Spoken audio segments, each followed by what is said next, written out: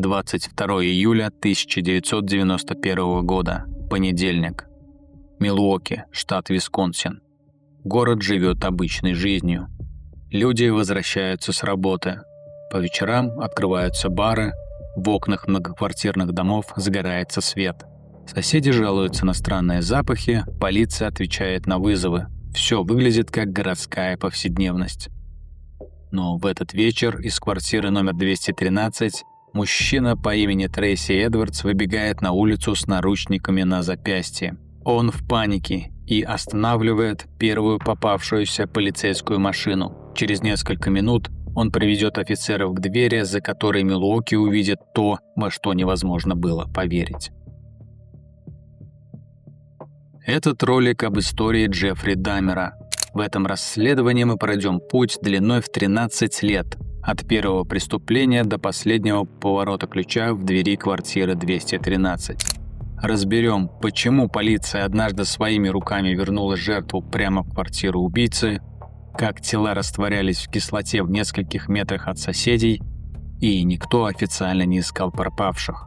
Что именно офицеры увидели за дверью 213 и почему один из них после этого уволился. И, наконец, попробуем понять, был ли Джеффри Даммер монстром, рожденным в пустоте, или зеркалом равнодушия, которое его окружало.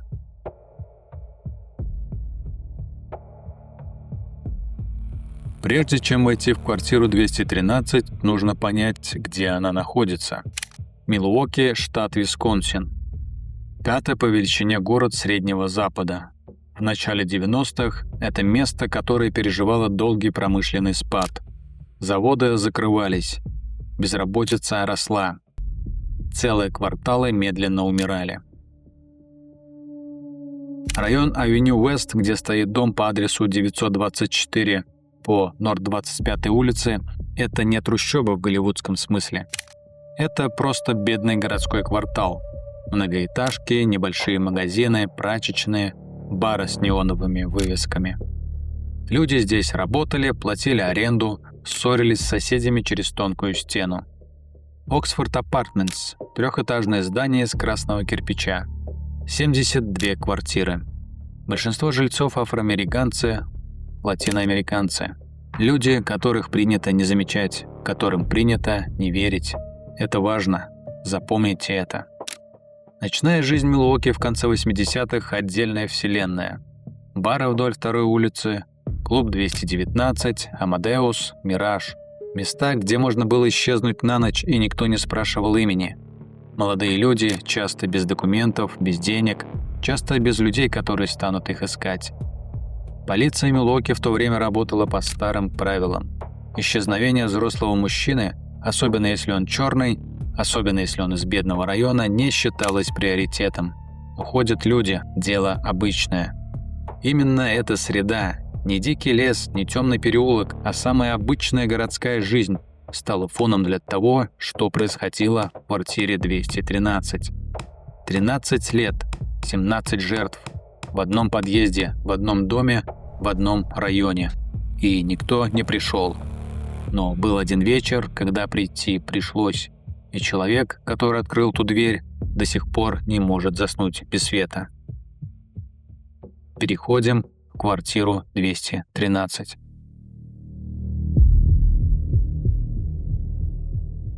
«22 июля 1991 года, 23:30. Полицейский Рольф Мюллер заходит в квартиру 213. Офицеры были готовы к драке, к оружию, к наркотикам. Но не к этому. С первого шага запах. Тяжелый, сладковато-гнилостный. Таким пахнет только одно. Мюллер знал этот запах раньше, на местах убийств, где тело лежало неделями. Но здесь запах был везде. Он пропитал стены, ковер, шторы. Мюллер делает несколько шагов вглубь. Оглядывается. То, что он увидит в ближайшие минуты, сорвет грань между реальностью и ночным кошмаром. Мюллер потом скажет журналистам: «Я прослужил в полиции 15 лет. Я думал, меня уже ничем не удивить. Это была не квартира. Это была фабрика смерти». Один из офицеров выбегает на улицу. Его рвет у патрульной машины. Другой, Роберт Раут, позже уволится из полиции. Не потому, что нарушил приказ. потому что после того, что он увидел, он больше не мог надевать форму. Но мы пока не знаем всех имен. Мы не знаем, как этот человек стал тем, кем стал. Потому что, чтобы понять, что произошло в квартире 213, нужно вернуться на 13 лет назад, в другой штат, к первому телу. Огайо. Парень ловит попутку на трассе. Он очень хочет попасть на рок-фестиваль. И он не знает, что через несколько часов его убьют в доме семьи Дамеров, а останки будут спрятаны так, что их не найдут больше 10 лет.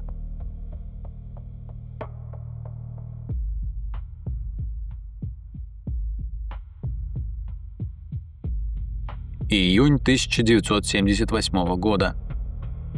Маленький город Бат, штат Огайо. Тихий пригород. Дома с газонами, машины на подъездных дорожках. Очень американская картинка. Джеффри Дамеру 18 лет. Он только что окончил школу. Его оценки были средними. Одноклассники запомнили его как тихого, немного странного. Он пил. Уже тогда в старшей школе носил с собой стакан с виски. Родители только что развелись. Мать Джойс уехала, забрав младшего брата Дэвида. Отец Лайнел переехал в мотель. Джеффри остался в пустом доме один. 18 лет, пустой дом. И то, что происходило у него в голове, мы разберем подробнее позже.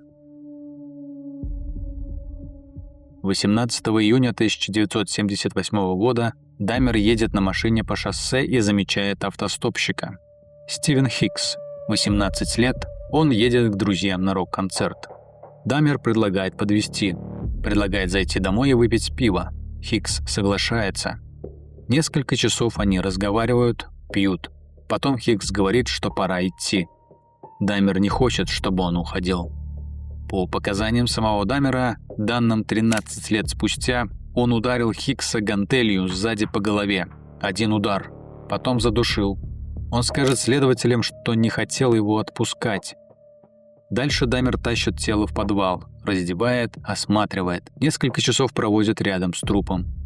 Затем расчленяет тело, раскладывает части в мусорные пакеты, вывозит на машине и разбрасывает в лесу за городом. Кости, которые остались, он дробит молотком и рассыпает по участку. Стивена Хикса не найдут 12 лет. Его семья будет думать, что он просто ушел. Полиция не связала исчезновение ни с кем. Взрослый мужчина, автостопщик, ушел и ушел. Что характерно, Дамера никто не подозревал. Он не проходил ни по одной базе, не вызывал беспокойства. Через несколько месяцев он поступил в Огайский университет, продержался 1 семестр и бросил. После Хикса Дамер не убивает 9 лет. Он идет в армию, служит в Германии, пьет, пристает к сослуживцам.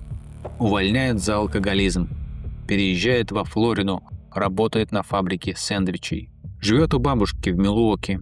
Внешне неудачник, который пытается начать заново, но внутри схема уже запущена. И в 1987 году в бабушкином доме в Вест-Эллисе начинает пахнуть странно. Соседи чувствуют запах из подвала. Бабушка говорит, Джеффри просто экспериментирует с химией. Они не знают, что подвал становится кладбищем.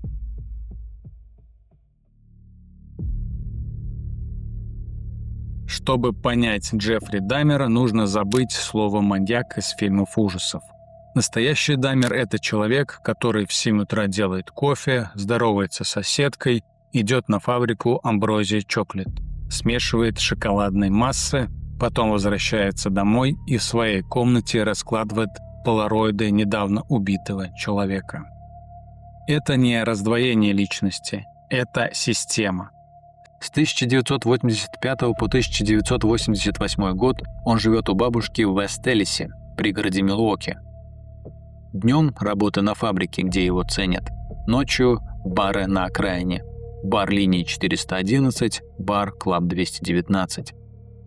Его жертвы почти всегда мужчины, почти всегда темнокожие или латиноамериканцы, почти всегда те, кого не будут искать активно. Метод – предложить выпить, подсыпать снотворное. В источниках чаще всего упоминается триазолам и темазепам. Ждать, пока человек потеряет сознание. Потом контроль. Первый арест случается не за убийство. 1988 год. Дамер заманивает к себе 13-летнего Самсака Синтесамфона. Приводит домой под предлогом позирования для фото. Подмешивает снотворное в напиток, трогает его. Мальчик теряет сознание. Семья вызывает полицию. Дамера арестовывают и предъявляют обвинение в сексуальном нападении на несовершеннолетнего. Он признает вину. Суд дает ему год условно и направляет на терапию. Судья пишет в решении: Мистер Дамер – молодой человек с хорошим потенциалом. Дальнейшее заключение нанесет ему вред. условный срок, надзор, обязательные встречи с инспектором по условному освобождению. Никто не проверяет его квартиру, никто не связывает его с исчезновениями взрослых мужчин. Почему? Потому что в глазах общества Дамер – это тихий белый парень, который работает на шоколадной фабрике, ухаживает за бабушкой, а жертвы – маргиналы, как напишет одна милуокская газета. Социальная маска не исключение. Это технология выживания. Дамер не был харизматичным монстром, как некоторые серийные убийцы. История знает примеры, когда социальная маска была еще плотнее. Взять хотя бы Эда Гейна. Тихий фермер, никто не подозревал, что он делает из человеческих лиц маски. Или Альберт Фиш, милый дедушка, убивавший детей. Ролики об этих маньяках уже есть на канале. Ссылки будут под видео.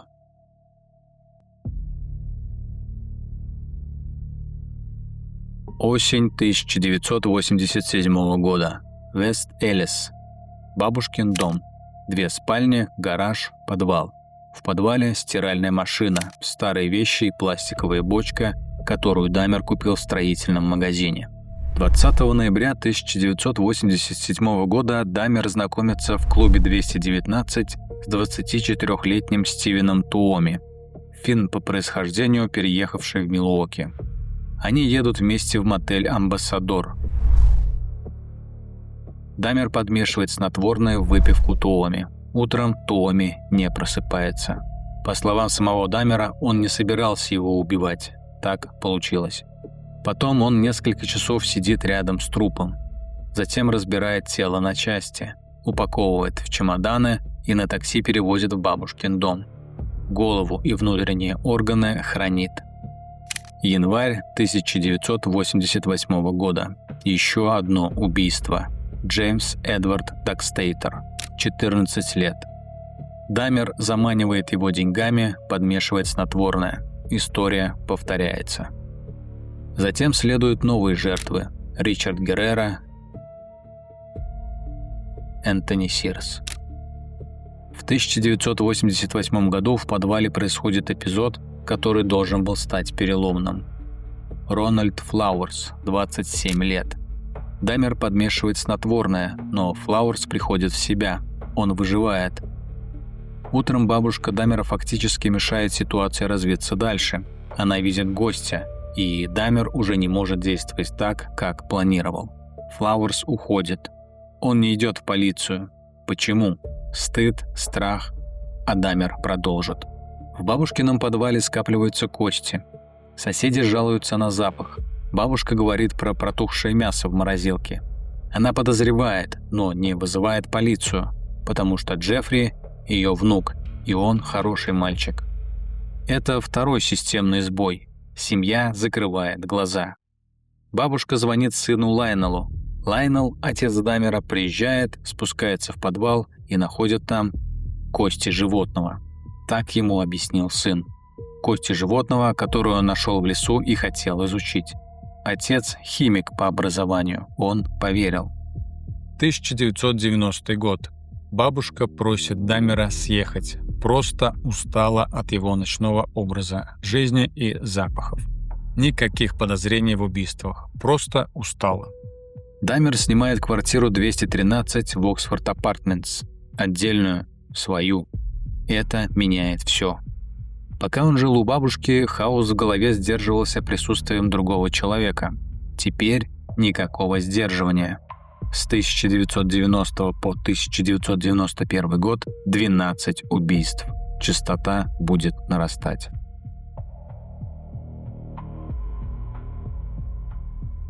Май 1990 года. Дамер въезжает в квартиру 213 на втором этаже Оксфорд Апартментс, дом 924 по Норд 25 улице, Милуоки. Аренда $296 в месяц. Квартира угловая, один вход, толстые стены, вентиляция общая. Запах из квартиры 213 идет во все коридоры. Соседка Памела Басс жаловалась управляющему 23 раза. Она говорила: «Там пахнет мертвым телом. Я знаю этот запах. У меня бабушка умерла дома». Управляющий отвечал: может быть, у него испортилась еда. Дамер продолжает работать на Амброзии Чоклет. Ночная смена с 11 вечера до 7 утра. Утром возвращается домой. День спит или охотится. Схема, которую он отработал, становится конвейером. С мая 1990 по июль 1991 года 12 убийств в этой квартире. Частота нарастает. К лету 1991 года он убивал примерно раз в 2 недели. Но был один момент, когда все могло закончиться раньше. 27 мая 1991 года. Поздний вечер. Соседка Глинда Кливленд видит на улице голого мальчика. Он шатается, его тошнит, он в крови. Это Конрак Синтесамфон. Ему 14 лет. Кливленд вызывает полицию. Приезжают офицеры Джон Балтерзак и Джозеф Гэбриш. И вот момент, который невозможно читать спокойно. Дамер возвращается и убеждает офицеров, что это его взрослый партнер, и что между ними просто ссора, что все под контролем. Полиция верит ему. Мальчика возвращают в квартиру 213. Офицеры уходят. Мальчик будет убит в ту же ночь. Дамер засверлит ему голову дрелью и введет в отверстие кислоту. Он проводил эксперименты, пытаясь создать так называемых зомби, людей без воли, которые не смогут уйти. Никакого зомби не получилось. Мальчик умер от разрушения мозга. Потребуется еще 2 месяца и 1 жертва, чтобы дверь квартиры 213 наконец открыли снаружи. –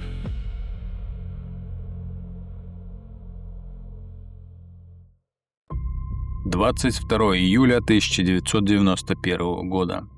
Трейси Эдвардс, 32 года, уроженец Миссисипи. Приехал в Милуоки несколько лет назад. Работает, живет в городе, знает его ночную жизнь.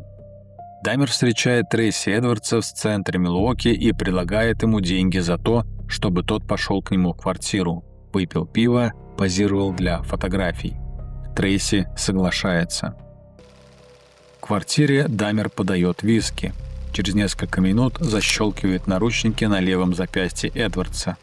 Но тут что-то идет не так. Механизм заедает. Правый браслет не застегивается до конца. Дамер достает нож. Говорит, что вырвет сердце. Эдвардс не паникует. Он разговаривает, спрашивает о плакатах на стене, о том, что за фильм идет по телевизору и что это за запах. Дамер объясняет. Говорит, что сломался холодильник. Около полуночи Эдвардс говорит, что хочет в туалет. Дамер ведет его. В туалете Эдвардс оглядывается. Дамер держит нож, но смотрит на него. Дистанция около метра. Эдвардс бьет кулаком в лицо. 1 удар. Бежит к двери. Дверь не заперта. Он выбегает на улицу с болтающимися наручниками на запястье и останавливает полицейскую машину. Офицеры Раут и Мюллер – дежурный экипаж. Они слышат сбивчивый рассказ о наручниках и маньяке. Офицеры едут по адресу. Дамер открывает дверь, снова спокойный, вежливый. Говорит, что это просто недоразумение. Офицер Мюллер просит ключ от наручников. Дамер идет в спальню. Мюллер идет за ним и видит фотографии на комоде. Тела, части тел, позы, которые невозможно объяснить никаким недоразумением. Когда Дамер понял, что офицер увидел снимки, он попытался сопротивляться. Его быстро повалили, надели наручники и вызвали подкрепление. Полицейский Роберт Раут позже скажет на суде: Я открыл холодильник и сначала подумал, что это манекен. Потом я увидел глаза. Настоящие глаза. Осмотр квартиры занимает несколько часов. Полицейских меняют, первые не могут продолжать. 3 головы в холодильнике, 7 черепов, часть покрашена, Даммер хотел сделать из них алтарь.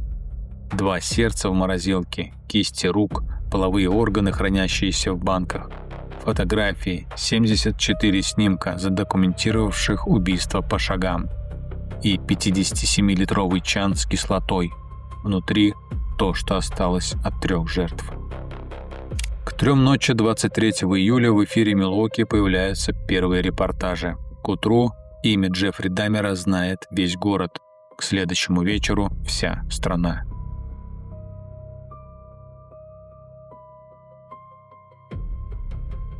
«23 июля 1991 года. Полицейский участок Милуоки. Комната допроса.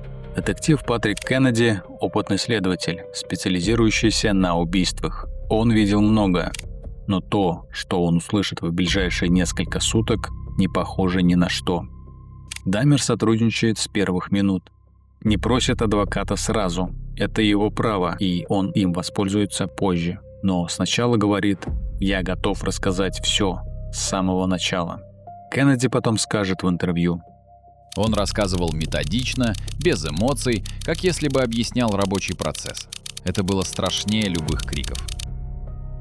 Даммер называет имена, описывает каждый эпизод, дата, место, имя жертвы, что происходило. Он ведет следователей по квартире, объясняет, где что хранится. Карта квартиры превращается в карту захоронений. Он признается в 17 убийствах. Первое – Стивен Хикс, 1978. Последнее – Джозеф Брейтхофт, убитый всего за несколько дней до ареста. Следователи идентифицируют останки. Это долгая работа. Многие части тел изуродованы и растворены. По черепам, зубам, фрагментам ДНК старые жертвы удается опознать только через несколько недель. Многие из жертв были молодыми мужчинами из бедных районов и расовых меньшинств. Самому молодому – 14 лет, самому взрослому – 33. Когда эта статистика становится публичной, Милуоки взрывается. Семьи жертв собираются у полицейского управления. Обвинения в расизме и гомофобии. Почему никто не искал этих людей? Почему исчезновения не связывали? Офицеров Балцерзака и Габриша временно отстраняют от работы. Через несколько месяцев после расследования апелляции их восстановят. Газета Милуоки Джорнал выходит с заголовком на первой полосе: «Ужас на Норд 25». Национальные СМИ присылают корреспондентов. CNN ведет прямые включения. Имя Даммер становится синонимом городского кошмара.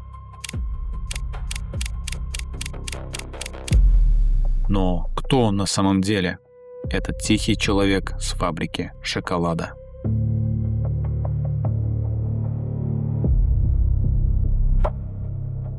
Джеффри Лайонел Даммер родился 21 мая 1960 года в Милуоки. Рос в Огайо, городок Бат. Детство внешне самое обычное. Отец Лайонел – успешный химик. Мать Джойс – домохозяйка. Один брат Дэвид, моложе на 6 лет. Но внутри другая история. Джойс Даммер страдала от тяжелой депрессии и тревожных расстройств. Беременность проходила тяжело. Она принимала большие дозы транквилизаторов. Дома постоянные скандалы, напряжение, эмоциональная холодность. Лайонел признает позже, что был поглощен работой и почти не присутствовал в жизни семьи. Маленький Джефф рос в доме, где никто никому не был нужен. В 4 года у него операция по исправлению грыжи. По словам отца, после операции мальчик изменился, стал тихим, замкнутым, потерял прежнюю живость. Это, конечно, может быть случайным совпадением, но Лайонел Даммер сам указал на этот момент в своей книге. В средней школе учителя замечают необычное увлечение. Джефф интересуется внутренностями животных, собирает мертвых зверей на дороге, вываривает кости, хранит скелеты. Отец-химик воспринимает это как научный интерес. Они вместе с сыном растворяют кости животных в кислоте. Лайонел хочет объяснить сыну химические процессы, но он не понимает, что именно он передает. Алкоголизм начинается к 14 годам. В старшей школе Дамер носит с собой стакан с виски в портфеле. Одноклассники знают об этом, учителя знают. Никто не бьет тревогу. В школе у него почти нет друзей. Он умеет производить впечатление обаятельного человека. Одноклассники вспоминают его как тихого, приятного парня, но близких друзей нет. В 16 лет Дамер понимает, что привлекают его мужчины. В его голове это соединяется с фантазиями о контроле, о человеке, который не может уйти. Эти фантазии становятся навязчивыми. Родители разводятся в 1978 году. Мать уходит, забирает Дэвида. Отец уходит. 18-летний Джефф остается в пустом доме один. По поведению Дамера видно несколько устойчивых паттернов. Во-первых, страх покидания. Каждая жертва погибала в момент, когда собиралась уйти. Я не хотел его отпускать. Именно так он описывал первое убийство. Во-вторых, желание полного контроля. Эксперименты с кислотой и сверлением голов – это попытки создать человека без воли, который физически не сможет уйти. Это не просто жестокость, это патологическая логика. В-третьих, некрофилия и трофеи. Дамер сохранял части тел, фотографировал их, иногда ел. По его словам, он хотел, чтобы жертвы всегда были рядом. Психологи описывают подобное поведение как крайнюю форму патологической привязанности. Когда человек не способен строить нормальные отношения, он заменяет их суррогатом. В-четвертых, двойная жизнь была не маской, она была второй природой. На работе его любили. Менеджеры говорили, что он надежный работник. Соседи говорили, что он вежливый. Это не притворство в обычном смысле. Возможно, это были две отдельные личности, существовавшие в одном теле. Одна жила в мире людей, другая в квартире 213. Его отец Лайнел написал книгу «История отца. Мой сын – серийный убийца» в русском переводе. Она задается вопросом, что он упустил, что можно было остановить. Лайнел не находит ответа, мы тоже не найдем окончательного. Но вопрос имеет смысл задавать. И вот мы дошли до суда. Защита говорит, он не контролировал себя. Обвинение – он контролировал все, от дозы снотворного до кислоты в бочке. Кто победит и что произойдет, когда приговор будет вынесен.